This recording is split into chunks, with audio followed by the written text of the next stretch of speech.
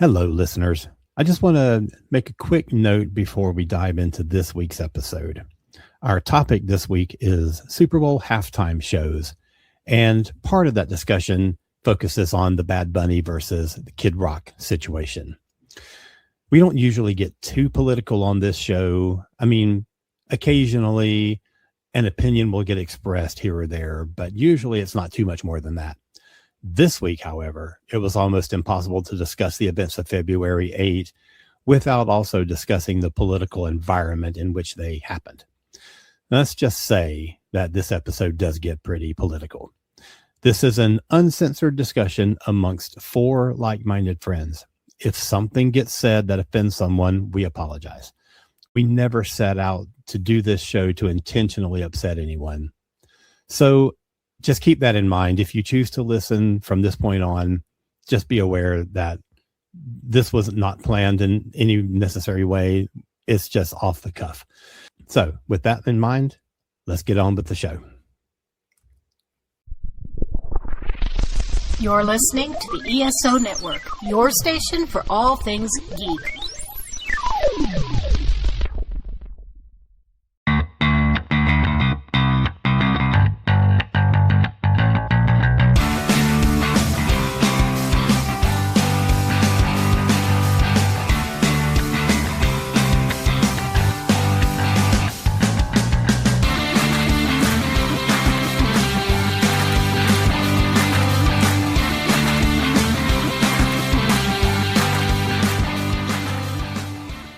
Hey, all you music lovers out there. Welcome back to Modern Musicology. My name is Alan, and joining us, we have a full house today. We have Stephanie Seymour. Hello, everybody. And Rob Levy. Hi. And Anthony Williams. Howdy. This week, we are going to be talking about halftime shows, specifically Super Bowl halftime shows, because we're recording this 1 week after the interesting halftime show this year, the Super Bowl that included Bad Bunny as the headliner for the Super Bowl and Kid Rock as the Super Bowl alternate. And we're going to talk about all that stuff, plus the history of halftimes and some of our favorite past performances and all that kind of stuff. So let's start with, I guess, this year's show. Let's talk about Bad Bunny a little bit, because there's a lot of, as Anthony would say, controversy around this. Yeah. I'm picking up your lingo there, Controversy. Anthony. There you are. So, first of all, what did you think of the Bad Bunny show? I have a lot to say about this, but I will try to keep it brief. Awesome. First of all, I just would like to say that he's had over 128 million viewers. It was a huge, insane amount. Yeah. It just goes to show you the effect that the right or Trump have on things. Like, they bash something and it goes through the roof. He endorses something and it goes to shit. So I feel like this really helped, drive viewers to watch this Bad Bunny performance. Now, I am not a Bad Bunny fan. Yeah. But I loved this show. Yeah. And I just I was dancing the whole time because it was fun and entertaining and imaginative and thought-provoking, like, all at the same time. I loved Lady Gaga. I thought she was fantastic. Yeah. She always is. Yes, always. And I thought Ricky Martin was great. I love the fact that they had a couple get married in the middle of the performance. And, I just feel like it was like a wonderful uniting message at the end of the show with the flags and, like, the only thing stronger than hate is love. Yeah. And please tell me how you can find fault with this. Like, I mean, if you don't know Spanish or whatever, get your Google Translate app out. If you don't want to hear it, you got a remote control. Turn the fucking channel. That's all I can say. People are such wusses that had a apoplectic fit about this shit. Oh my, we're on a roll tonight. We're starting out the gate strong. Yeah. So I think for me, fundamentally, I don't know Bad Bunny's music. It's musically not really been for me. Not genres I usually listen to, but I watched the halftime show. We actually stayed about 20 minutes longer in our room in a hotel at a Doc 2 convention, longer than we had planned on, so we could watch it. Mm-hmm. And it was well staged. It was entertaining. Made me actually a little inclined to go out and seek his music. And yes, very, very political, reminding us that Latinx people are American too. We have various territories such as Puerto Rico, and Guam and other places that are not historically white, that are part of America, not historically English speaking.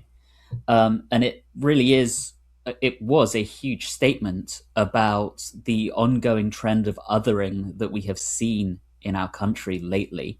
And I think that kind of cultural intervention is very much needed. Yes. And, so well said.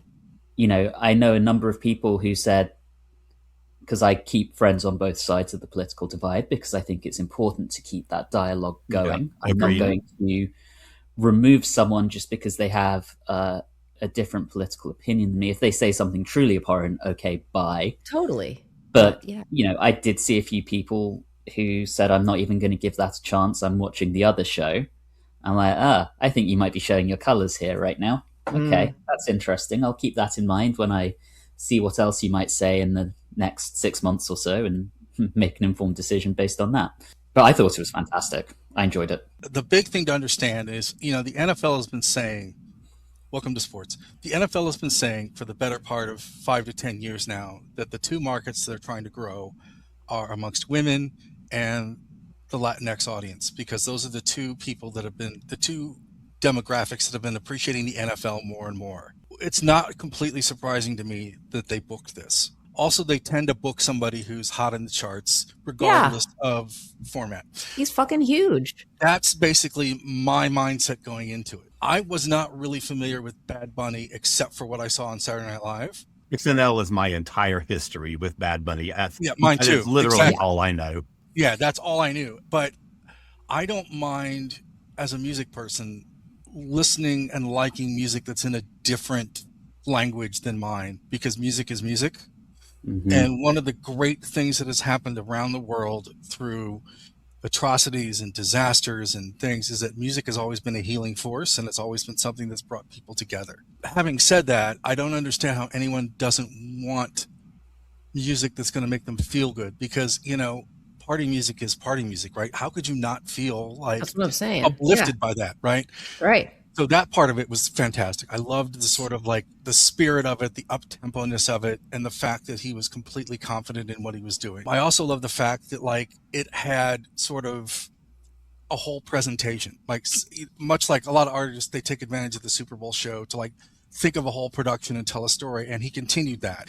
And it was so fundamentally different than anything we've gotten at a Super Bowl, because they had, the trees and the shrubbery and stuff. I know. That I just thought it was really cool. And I'm just glad I got something different. And I didn't really mind the language barrier with it, because, I'm getting exposed to something new. And as someone that likes, Cuban jazz, for example, and some different Argentinian tango music I've heard in the past, this is not out of my wheelhouse to listen to somebody sing in Spanish. I just don't understand how people can be that upset. And I am truly appalled at the number of people that didn't know that Puerto Rico wasn't a state or its own separate nation. That kind of really scared me. But yeah, I thought it was fantastic and uplifting, and I thought it did everything it was supposed to do. And the political aspects of it were not as loud as I was expecting it to be going in. So yeah, I was completely fine with it. And I was entertained. I mean, for, 12 to 14 minutes? I can't remember the time for sure, but it was, you watch the Super Bowl and you watch the halftime show, and there are people that will not watch a football game to save their life. But if they watch the halftime game at the Super Bowl, that's more cultural exposure than they're going to get in their daily life. So why not? We were recording our Heart show with our friend Marva Rodriguez, and it ended. We recorded from 7 to 8, so it ended exactly in time for me to turn on and see the halftime show. I didn't care about missing the Super Bowl, but I did want to see the halftime show. Yeah. But I saw a reel this past week. I saw a reel of a Puerto Rican guy who went through almost frame by frame and explains the cultural importance of every single thing that happened in that show, the shrubbery that was used, and showing places like a barber shop, Yes. and the power poles with the Telephone cables poles. going, Yeah, the power and poles. they like Yeah. exploded. There was a Yeah. reason for all of that stuff, and it was a fascinating listen. I really enjoyed, and I felt like I really learned some stuff about everything that Bad Bunny was trying to portray. I know. I read that. I read that a thing too, and then I went back and watched it again because I Yeah. wanted to. It's like it makes you want to go check it out even more. I think. Yeah, exactly. So, in addition to this, there was also a second halftime show featuring a certain Mr. Kid Rock with some special guests. Some special guests that I will just say I don't know anything. I've never heard of them. I don't know anything about. Well, there was one guy that was like somebody that I know, but most of them, like the other two, I was like, I don't know. Are they relevant at all? I had no idea. I mean, like really, that's all they can get. Yeah. So. And there's a lot of controversy around that too. But I want to get into that. But back to the Bad Bunny thing, the controversy around this thing is because we've already talked about the nationality. We've talked about the U.S. citizenship. And people made a big deal. And I think they only made a big deal about this because the whole show was in Spanish. Yes. Because otherwise they griped about the Super Bowl is 100% American. You shouldn't have a non-citizen doing the halftime show, which is so stupid because in the history of the halftime show, you've had U2 and Paul McCartney and The Weeknd and just a slew of people, The Who, that aren't U.S. citizens. And it's a stupid argument to make. 100%. Stupid. Oh shit! I'd forgotten that The Weeknd was actually Canadian until he said that, Alan. Yeah, and that was only 5 years ago. Right. Yeah. I mean, hell, Rihanna 3 years ago. Totally. Yeah. Yeah. I mean, Shakira, Jennifer Lopez. Shakira, exactly. This is the othering of America. This is like it's the same thing with their. I can get really political tonight. Oh dear. I will be brief though, but they're the same thing when literally they say Kristi Noem or whoever says out of her mouth, we want the right people to vote. Well, they want the right people on TV, which means they want white people on TV, and they want they want English being spoken because they're fucking racist. Let's just call a spade a spade. And I'm going to contribute to that a little, Steph, from personal experience. So I've lived in the States now for 15 years. I have been a citizen for 7.5 at this point, coming up to 8. And I remember very early in my time here, I was having a conversation with a group of people who swung a little more conservatively. And I'm on the periphery of this, and they start railing about immigrants. Not illegal immigrants, just immigrants, period. Which we all are, by the way. Okay, go ahead. I kind of went, hello. And they looked at me and someone said these exact words, oh, not you, you're one of the good ones. So there you go. And holy cow. I couldn't help myself because my filter, I was so incensed by this, my filter disappeared. And I said, what, because I'm white and English is my first language? Yeah. No, that's Still exactly. coming here to take your jobs and your women. That's it. Oh God, Anthony. and eat your pets. Yeah. I mean, this is what we're dealing with on a large scale. And it's only gotten worse because of, the person in office and the people in office. So that is unfortunately what has colored this whole. And of course, not only this one, we'll get to Kendrick Lamar, we'll get to others, but it's just, Kendrick Lamar had the most politically, political and social commentary I've ever seen. And I thought it was fucking fantastic. But, outside of this too, is that no one ever is completely happy with who was on the Super Bowl. I've never had a year when someone like afterwards was like, everyone was like, oh my God, it's great. There's always something that someone does, whether it's like they bring a pencil to the Super Bowl show or, they bring out, Justin Timberlake or something, right? There's always something, but now it's so amazingly stupid. I mean, I was talking to a friend of mine who's a big football person, and he was telling me about when after he watched the Super Bowl in 1970 that there was a huge uproar about Carol Channing being on the Super Bowl because a woman shouldn't be singing during a sporting event. Wow. So, And that was what, 70, 71, you know? So that was like, you know, they were there to sing the national anthem and God Bless America, but everything else, you know, they want marching band. So I think as a culture, you know, we're kind of inclined to hate or not like who's ever on the Super Bowl. To a certain extent, some portion of the audience is going to be unhappy. Sure, we can't please everyone, right? Yeah, Obviously. but at the same time, the just pure amount of like visceral anger Yes. about this from people is really what's alarming.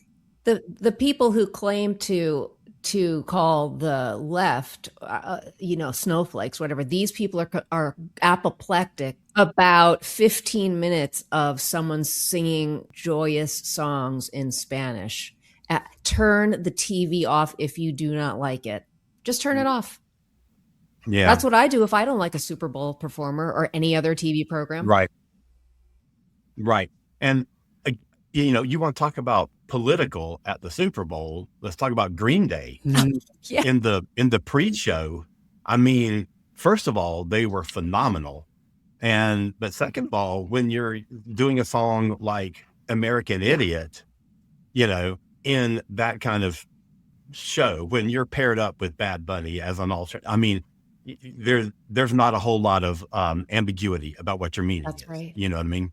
That's right. But again, this year, there was an alternative to the halftime show because someone said, oh, we can't have Bad Bunny being the halftime person. We have to have something American. So there's an alternate show with Kid Rock. Yeah. Please, can we just call him Rob Ritchie? Because Yes, Robert Ritchie. Yeah. Rock seems like an honorific that he is not entitled to. Right. And I was watching one of the interviews after the show with a newscaster who, on Fox, of course, who knows him and always addressed him as Bobby. Mm-hmm.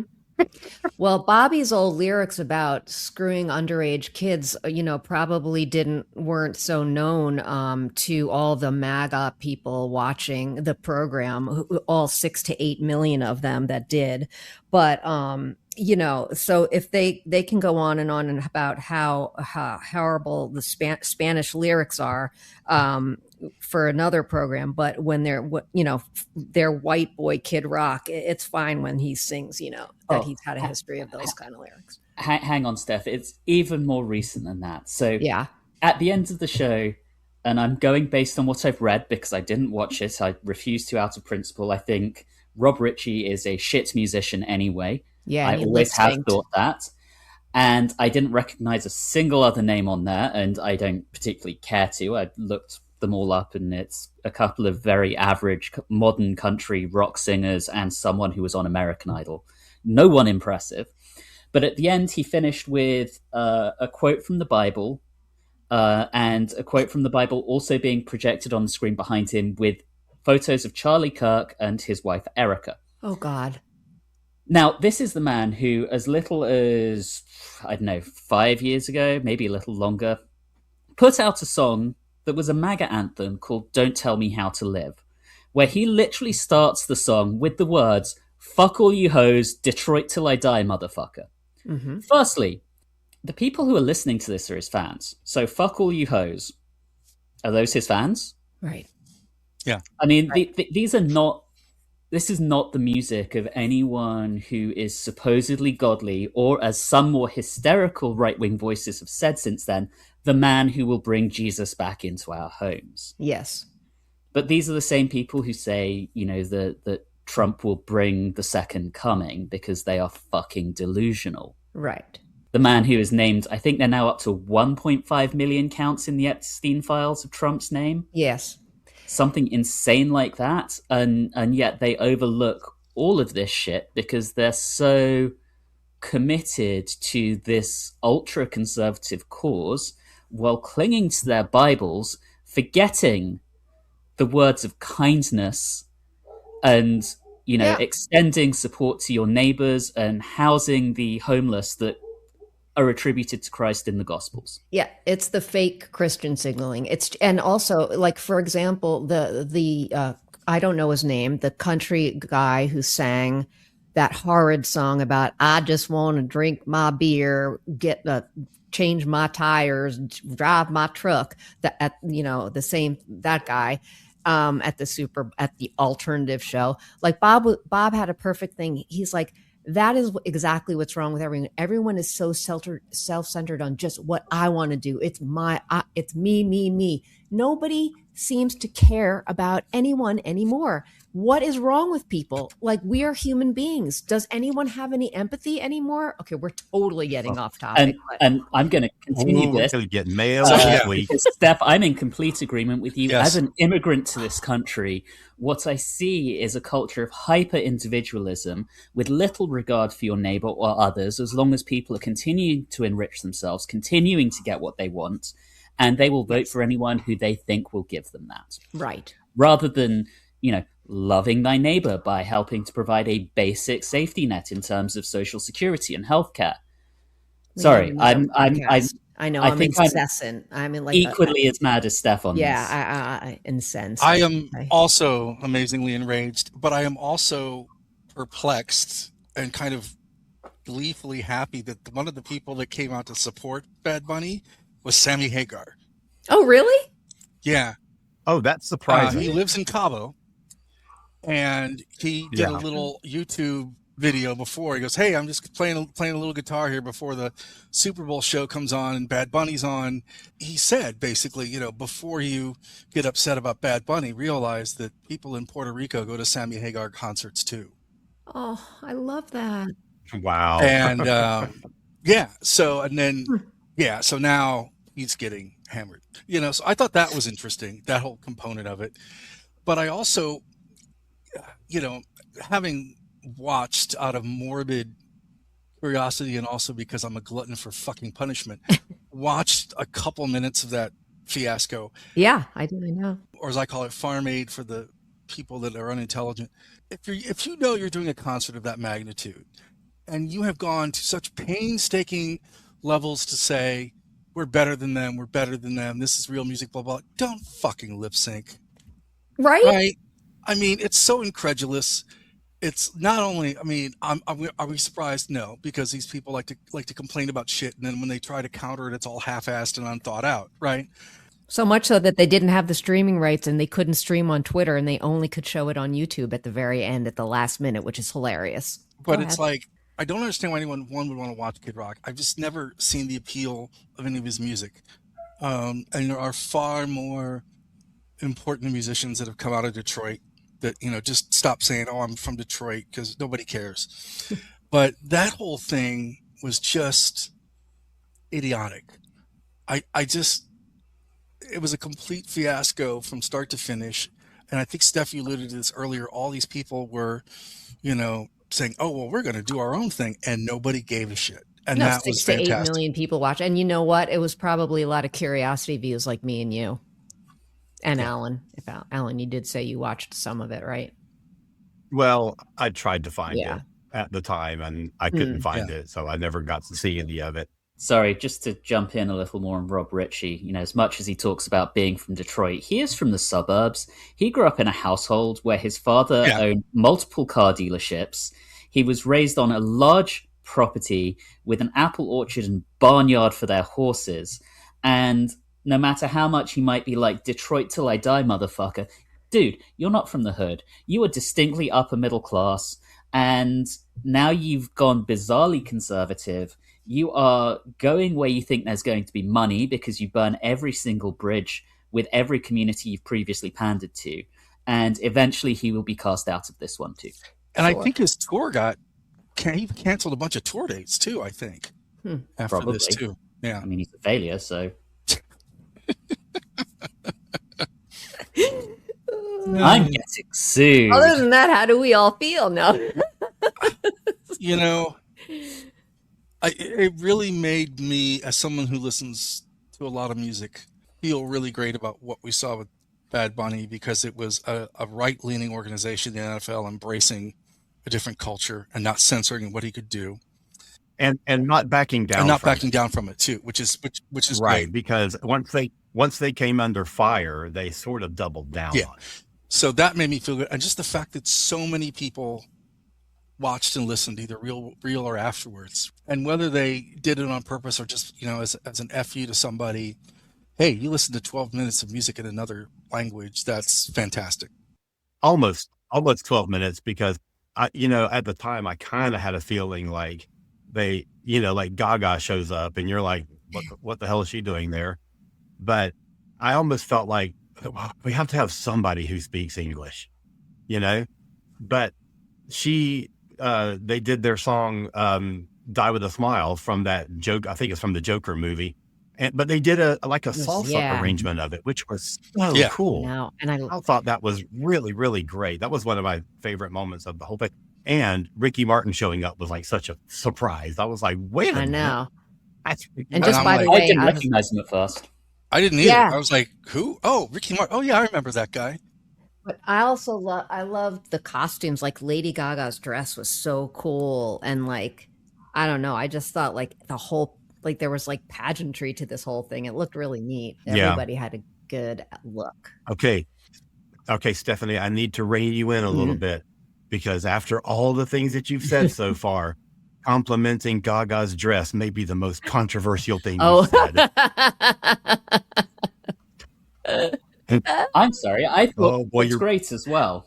I thought the whole... Y'all are really going out on a limb now. I thought the whole thing and execution was just a lesson in precision, style, fashion, music, and art. I mean, that was art. That was not necessarily a music performance in terms of like wrapping and meshing the video with the music, which is what everyone wants to do at the Super Bowl, right? We always hear about it has to be a visual show and a music show. And regardless of who the artist is, throwing out nationalities or whatever, that did that, and it was like an 11. It was like Spinal Tap on the thing, right? It did everything it's supposed to do visually, musically, and texturally for a Super Bowl show. So agree. Why would you want to complain, other than the fact you're a moron? Okay. Yeah. Let's move on. But I want to one last thing about the Kid Rock thing is that there was a bit of controversy about him having pre-recorded the show rather than it being live. And he was all like and of course then the thing about the lip syncing too. And he was all like, on the Fox interview that I saw, he's like, the left side is trying to throw me under the bus and everything, and accusing me of pre-recording and lip syncing and stuff. But there was like something about they couldn't get the video in sync with the sound.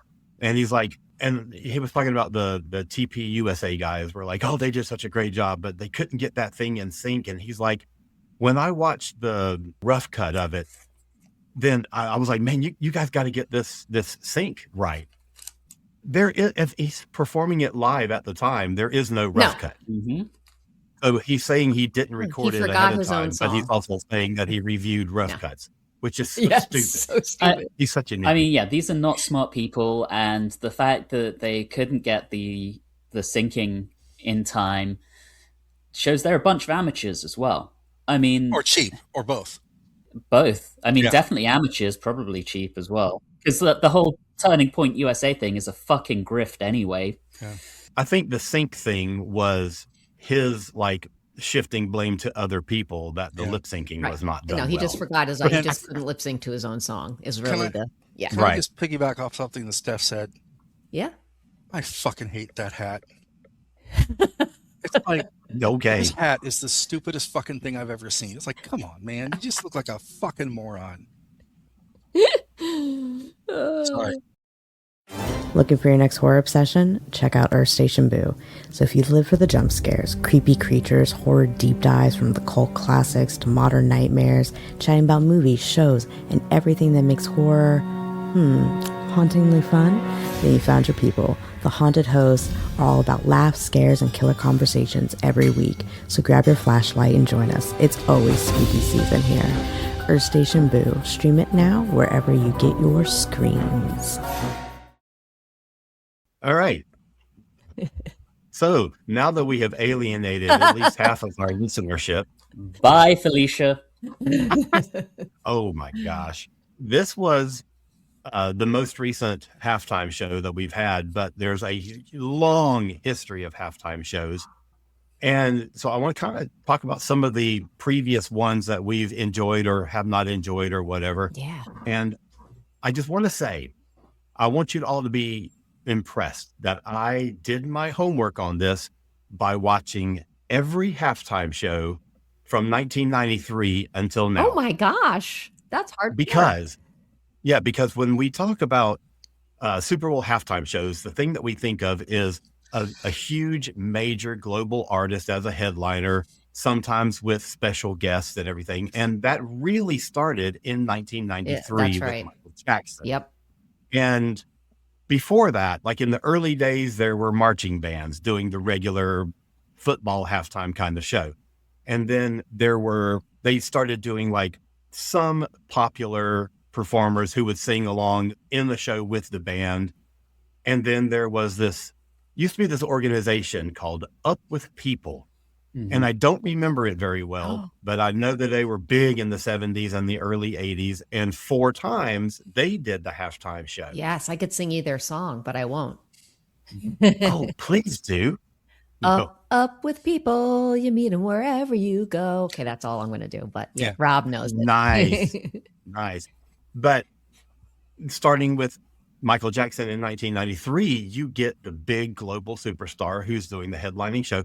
And in fact, his show was titled like an unprecedented performance, something like that. But he uses the word unprecedented because that was the first time something like that had happened. An unprecedented Super Bowl spectacular starring Michael Jackson. Yeah. That's the one. No, because seriously, you just remember when you were a kid. Well, Anthony couldn't remember this, but but like in the 70s or 80s, like you would see like they did like a tribute to a Motown tribute or like like they did a swing one time, like a jazz era one. So it's like, that I remember those kind of shows. They were just very almost not generic, but when you're a kid, you don't really, it's just some kind of random entertainment in the middle.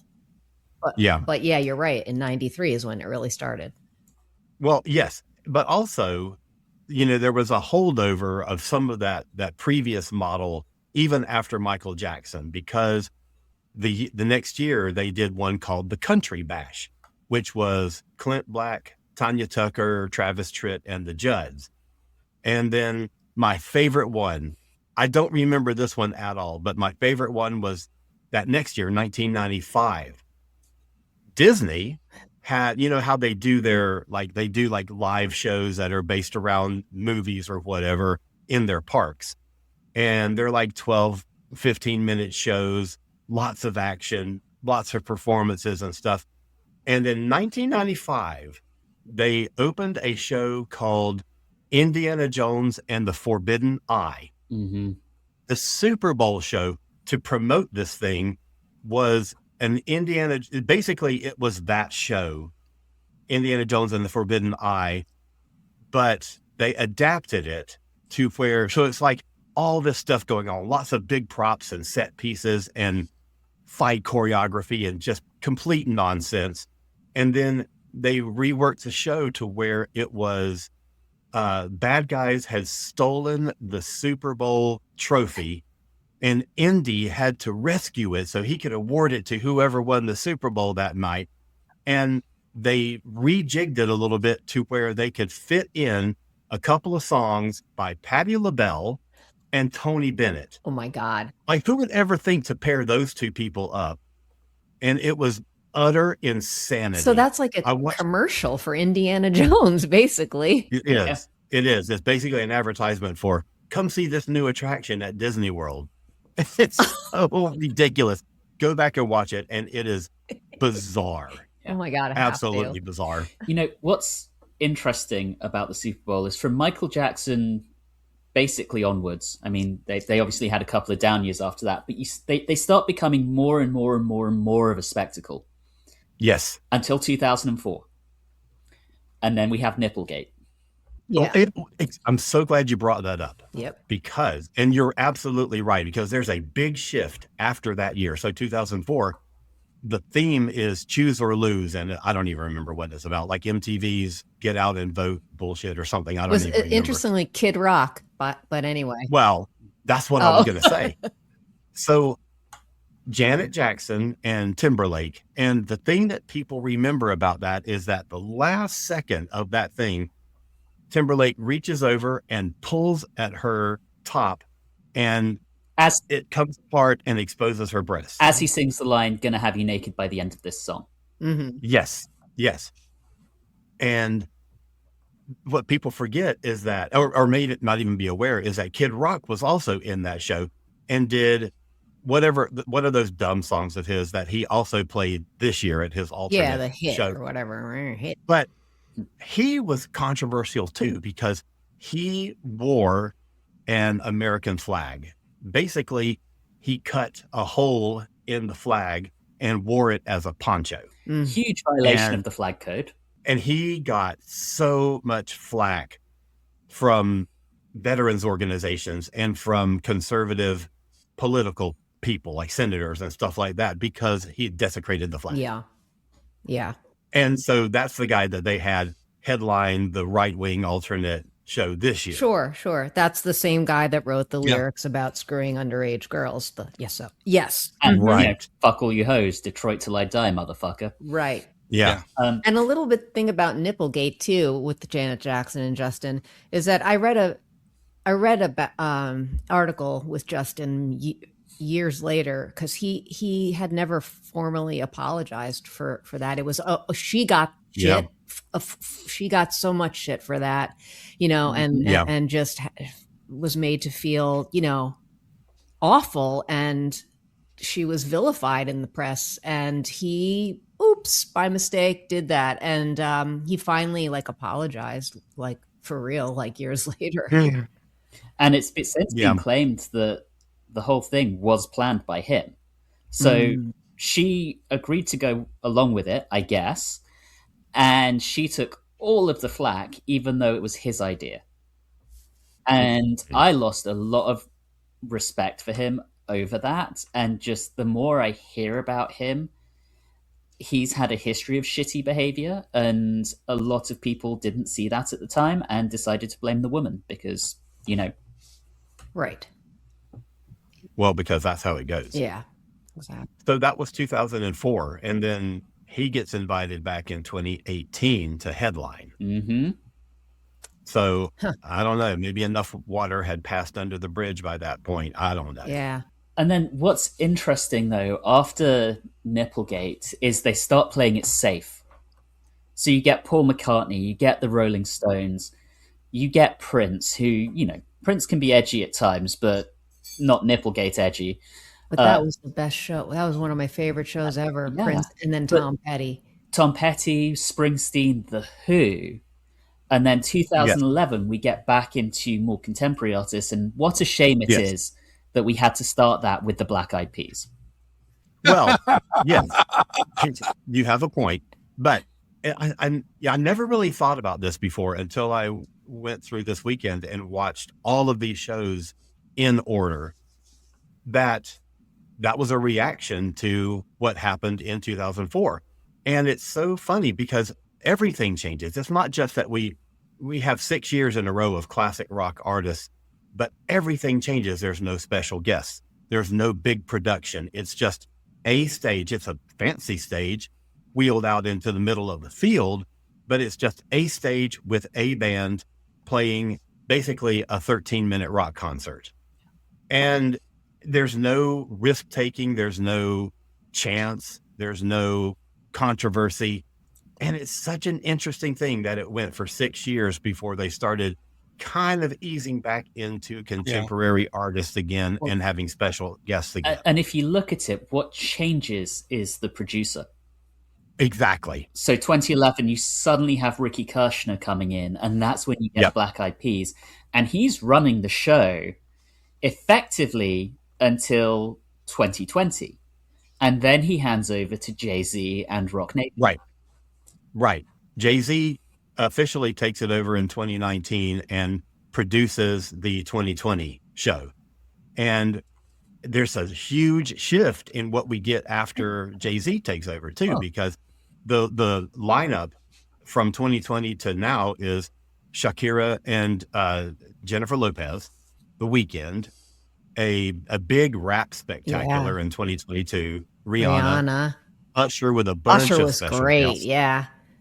Kendrick Lamar, and Bad Bunny. Yeah, it shifts into a more urban music Yes. scene. So it went from And classic rock to fairly mainstream pop Yes. to an urban sound. And it's so, I just find that so fascinating. And also, I sort of associate football with the more conservative, more country western kind of audience. And we have only ever had one halftime show. That was 1994, the big country bash with that lineup of country artists. I'm so surprised that we've never had more country. Yeah, than you would that. think they'd bring out like Dolly or something at one point, or like have a Judds. Well, I guess the Judds did it, right? They did. And I think country historically has been very heavily associated with the South. And the South is more into college football than NFL. So it's a very different scene, whereas NFL is a lot more nationwide. I don't know about that. Well, I mean, yes, we are into college radio, yes, but having grown up in the South, I know how huge NFL is. Yeah, I think part of it too is that, when you get to that run after classic rock, the NFL is more of a global game. That's when they start doing games in Germany, and they start doing games in England and across and around the world. So they're much more a global brand, and it's much more of an international audience, and they start streaming. So they kind of realize that if they want as many eyes on the game as possible, they need to have the game be as international as possible. Right. And one of the ways to do that is to make a broad audience shift where they want to get younger, and they want to get more urban, and they want to get more contemporary, right? Like they start really booking artists that people have heard of, both, kids and in terms of male kids and female kids, right? Grandparents may not know, but the grandparents may not necessarily want to watch the Super Bowl halftime show anyway. Yeah, so, like when I don't want to watch it, I'll watch the Puppy Bowl. Oh, that's the far superior experience. And the kitten halftime. The Puppy Bowl is the best. It's the best. Oh my gosh. We should just do a show about the Puppy Bowl. Yeah. I mean, the problem is we're modern musicology, and I don't think there's a musical aspect to the Puppy Bowl. They lip sync. Lip sync. Sank. I like sank. But wait, I just want to talk about those two of my two favorite back-to-back shows, which were Prince and Tom Petty. And also that I was thinking oh my God, I can't believe both of them are gone. It's just so unbelievable. Yeah. The two of my favorites, I remember those Super Bowls halftime shows as if I saw them yesterday, I mean, Tom Petty and the Heartbreakers with their just 4 massive songs, just rocked. There was no frills. It was just and they sounded killer. And it was a kickoff for their 2008 World Tour. So it was here we are. And of course, before that, Prince. Wow. That's my favorite. Yeah. You just have to see it if you haven't seen it. Plus, imagine doing all that in the rain, and it almost energized them more. He was just fuck it, it's raining, let's do this, Right. I'm not as big on the Prince show as everybody else is, because half of the songs he played were covers. I know, but they were great. If Prince is going to do 13 minutes of a show, I don't want half of the music to be the Foo Fighters and Jimi Hendrix, and I want to see Prince stuff. I can see that. I get that. Yeah. But that's the only reason. Other than that, it was a great performance. Yeah, I really loved it because it really emphasized his guitar playing too. He just took some wicked solos in that show. Yeah. So basically the way the Super Bowl works is that it's all tracked. Everything is pre-recorded for the most part, because this is a massive production that they have to set up on a field within 10 minutes. And you can't risk especially when you're talking about a global viewing audience, you can't risk it going off track or going wrong or any of that stuff. So everything is basically tracked except for the lead vocals. Yeah. Now, there are exceptions. Like, it's very well known that the Rolling Stones said, we are not doing that. We are doing a live show, period. And Prince, both lead vocal and lead guitar were live. I was going to say, I don't see how he could have did that guitar. Right. Yeah. Right. And there are some other occasions where it seems very, very clear that the lead vocal isn't live. Yeah. And in the Indiana Jones show, there was a couple of times in Patti LaBelle's first song where she looked like she had a, oh, I'm supposed to be singing now moment. So the line starts singing as she's bringing her microphone up to her mouth. And it's like, it's so bad. Do you know if the Tom Petty show, I feel like that had to be live. No? I don't know. It seems like that 6 years of classic rock had to be. I know Springsteen was live. Yeah. And The Who seemed like it was live too. Yeah. Because I was really amazed at how great they sounded, because I didn't expect them to sound that good on that particular show. Well, and you have moments in that Who show in Won't Get Fooled Again, in the big breakdown with the synth that comes in with that big drum solo. I don't think you could mime a drum solo that intricate, that precise. Yeah. I think it had to have been live. Maybe they have for those shows, maybe they have the backup prepared and playing at the same time, so that and they can mute it so that if something happens, I don't know. But like Prince, I would be surprised if that whole thing wasn't live, because of his very well-known musical integrity. But maybe not. Maybe they no, we have to. I don't know. Who knows? I don't know. But all of those shows and the Springsteen show definitely seemed live to me. There's just, there were so many things that happened that just didn't seem like could have been pre-planned or pre-recorded. It just doesn't seem likely to me. Yeah, and Springsteen doesn't come across as the kind of artist who would be open to lip syncing. No. Right. You have things like when Gaga was the headliner.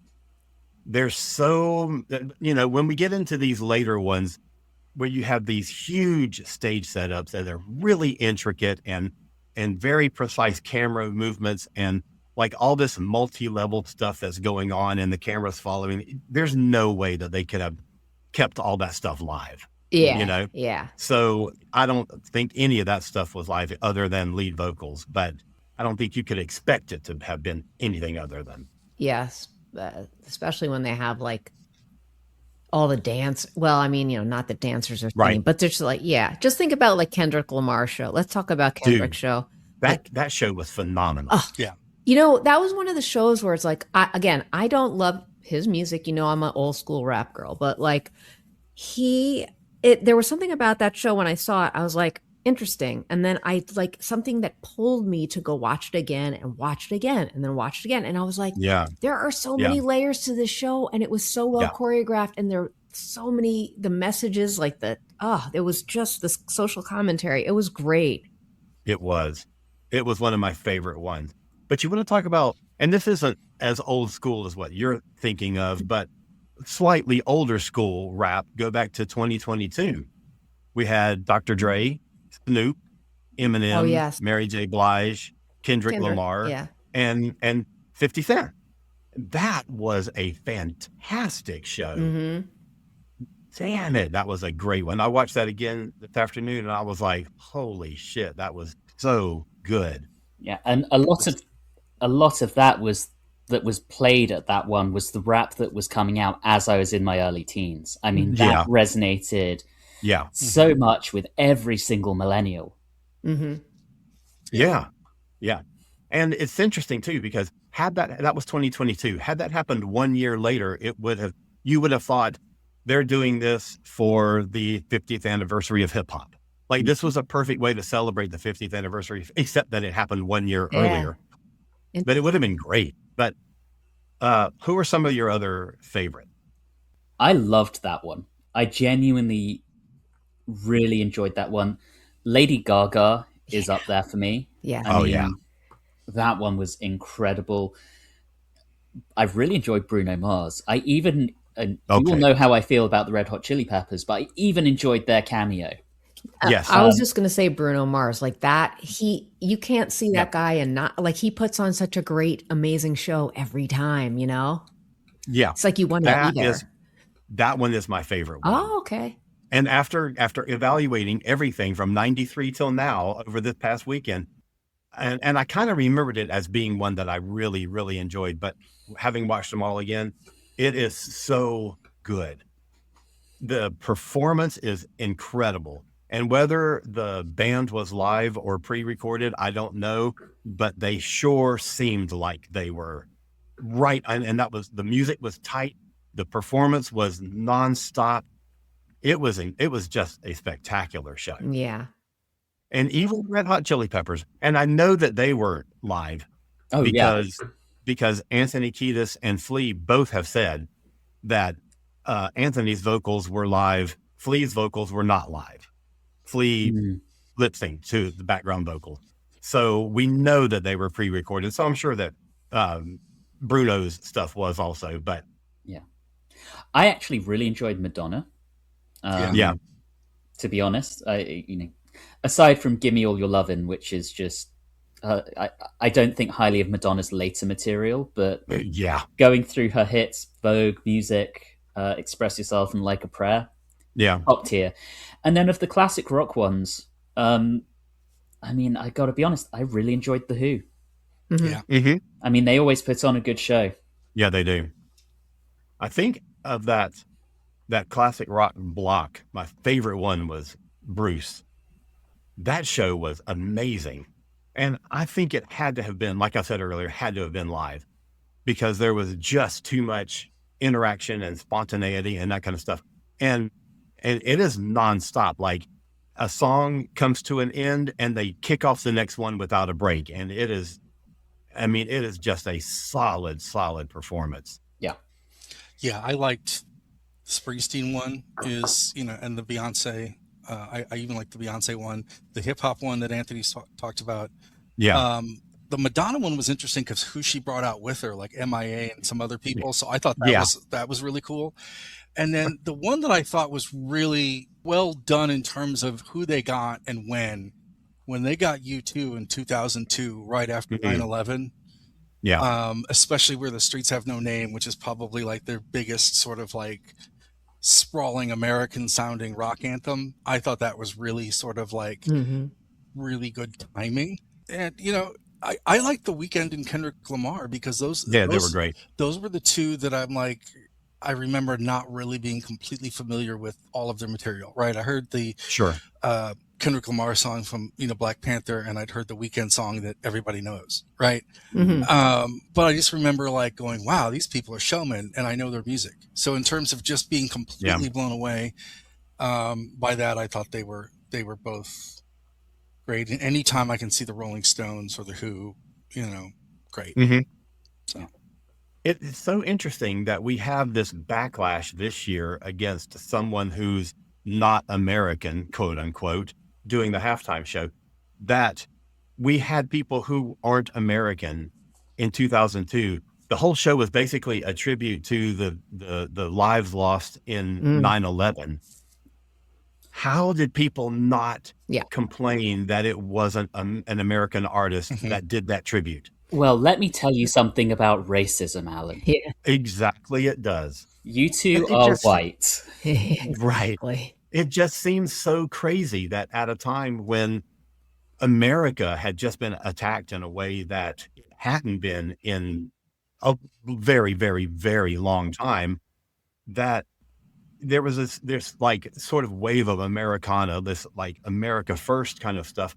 How did you two get to do that and not get backlash? That's crazy. And here's the big difference. If you two had been a band with an Arabic background, you would have seen something very different. But what we have seen 100% during both Trump administrations is the increased othering specifically of Hispanic and Latinx people. Yeah. Yes. And so, it's the very traditional scapegoat an entire ethnic group. It is straight out of authoritarian playbooks throughout history. Right. And that backlash is to a large extent because of the current political environment. Correct. Absolutely.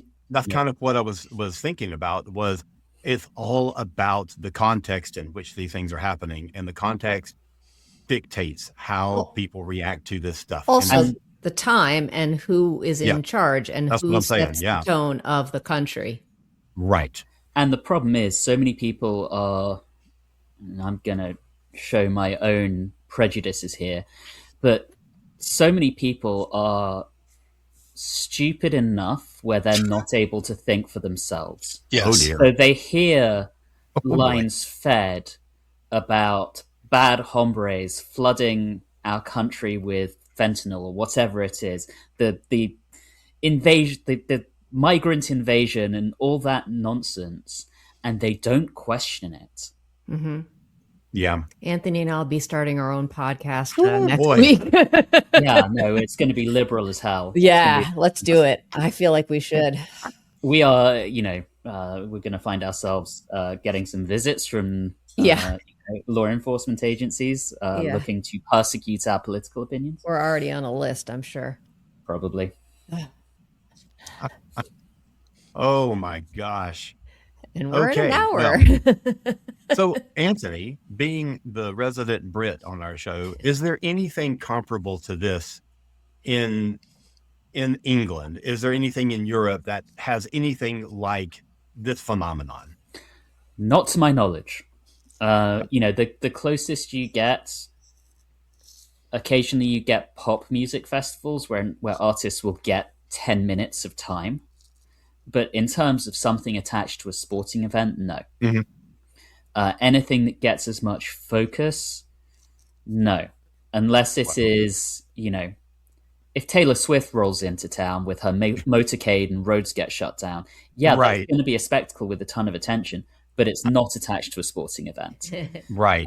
So no is the answer. Just think if soccer had halftime shows and Oasis had done it. I know. Oh, Oasis, if they could, would do it for Manchester City every single game. Yeah. And I'm not sure how I'd feel about that because I guiltily love Oasis, but really hate Manchester City. Not the city of Manchester City Football Club.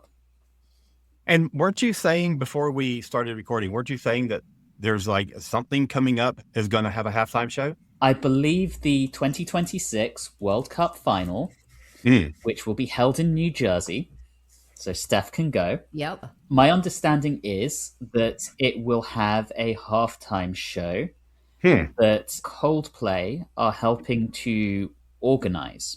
Oh, interesting. So it was announced a little under a year ago that Coldplay are going to help whittle down the final list of performers, and they are going to do their own concerts in Times Square during the weekend of the final. Wait, this is the dumbest question ever. World Cup equals FIFA? So FIFA is effectively the global governing body of soccer. So if you had a global governing body, if American football was worldwide, yes, there would be like an equivalent to the NFL that would be the worldwide governing body. And then underneath, so FIFA organized the World Cup because it is an international tournament. I thought the World Cup was going to be in LA. What I think it's lots of different cities. Oh, okay. It's in like Kansas City, Atlanta, LA, Jersey. Got it. I mean, it's taking place across Canada, Mexico, and the US. So, nationwide. I mean, it's LA, it's San Francisco, Seattle, Vancouver, Dallas, Houston, Kansas City, Atlanta, Boston, Miami, New York, New Jersey, Philadelphia, and then also Guadalajara, Mexico City, Monterrey, and Toronto. I wonder if the president of FIFA had to give a peace prize to any other foreign leader other than Trump. Oh, God. I don't think so. Just curious. Political shot before we end. And I have lost all faith in FIFA as a global organization, and I will not be attending or watching a single match of the World Cup, even if England gets to the final. There you go. Wow. I am boycotting it. I know it was like so crazy, like the bullshit. Anyway. Oh, okay. Alan's like, okay. Okay, dear listener. Whoa, boy. So we're going to get mail this week. So if anybody wants to comment on this show, you can email us at modernmusicology1@gmail.com, or you can find us on our socials and leave a comment anywhere. And it doesn't have to be something political. You can just let us know what your favorite Super Bowl halftime shows have been. Let us know which ones you enjoyed, which ones you thought were bad. We didn't talk about any of the bad ones, so I didn't get to talk about Katy Perry and her crazy nonsense of a show with those fucking dancing sharks and all that crazy crap. I mean, I've done my best to forget about that one, Alan. Yeah, I'm so sorry you had to watch it again. You have, thoughts and prayers to you, Alan. Dude, I remember what a big deal Left Shark was for like the year after that. That was so I've funny. completely blocked it out of my mind. I don't know who or what that is. And Thanks for please do not starting. remind me. Dancing shark on the left side of the stage. God. Nope, not ringing any bells whatsoever. Plus, she's terrible. Anyway, all right. So thank you for listening. We will be back in 2 weeks. We're going to set the clock back 50 years, and we're going to be talking about the music of 1976. I'm so excited because it's a great year. Stephanie, where can people find more about you? Okay. You can find me on Stephanie Seymour Music on Facebook. You can find me on Instagram at @there_r_birds. You can find me on Bandcamp under my name and all the streaming platforms like Spotify. All right, Anthony, hit it. You can also find me on Watchers in the Fourth Dimension, a Doctor Who podcast, where we are watching our way through the entirety of Doctor Who from 1963 until now. We are coming to the end of our Peter Davison era. Little delayed in our release schedule because, I kind of went to LA for a week and had a big personal event, and I'm about to move house. But you can find us wherever you like to get your podcasts, including wherever you're listening to this one, but also Spotify, Apple Music, Amazon, blah, blah, blah, blah, blah. And you can find us on the socials on Instagram at Watchers4D and on Facebook as Watchers in the Fourth Dimension.